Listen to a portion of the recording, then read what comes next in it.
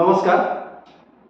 ৭৮তম স্বাধীনতা দিবস উপলক্ষে দেশমাতৃকার পাদপদ্মে আমার সশ্রদ্ধ প্রণাম নিবেদন করছি এবং ভারতবর্ষের স্বাধীনতা অর্জনে যে সমস্ত বীর বিপ্লবী এবং বীর সেনানীরা তাদের জীবন উৎসর্গ করেছেন তাদের সকলের পাদপদ্মে জানাই আমার সশ্রদ্ধ প্রণাম।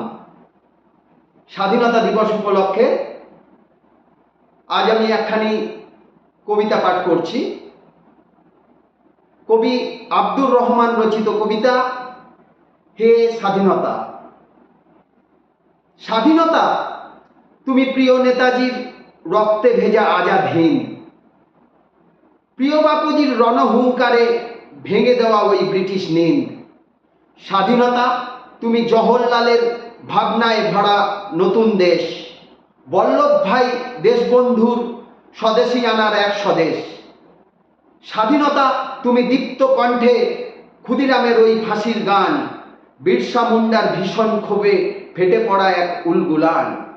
স্বাধীনতা তুমি বাবা সাহেবের ভালোবাসা মাখা সংবিধান, আবুল কালামের সম্প্রীতি আর সুশিক্ষার ওই বিজয় গান।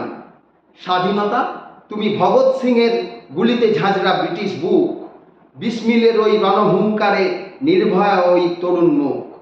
স্বাধীনতা তুমি কাজী নজরুল ফেলরে ভেঙে সব শৃঙ্খল, তিতুমিরের ওই বাঁশের কেল্লা দেশপ্রেমে দেয় হিন্দোল। স্বাধীনতা তুমি আশফাকুল্লার নির্ভীক বুকে লুপ্তরাজ, লালা রাজপথ গঙ্গাধর ও বিপিন পালের এক স্বরাজ। স্বাধীনতা তুমি পতাকা হাতে মাতঙ্গিনীর মৃত্যু গীত, ঝাঁসির রানীর তেজ দর্পে ভেঙে পড়া চুরমার ব্রিটিশ ভিত।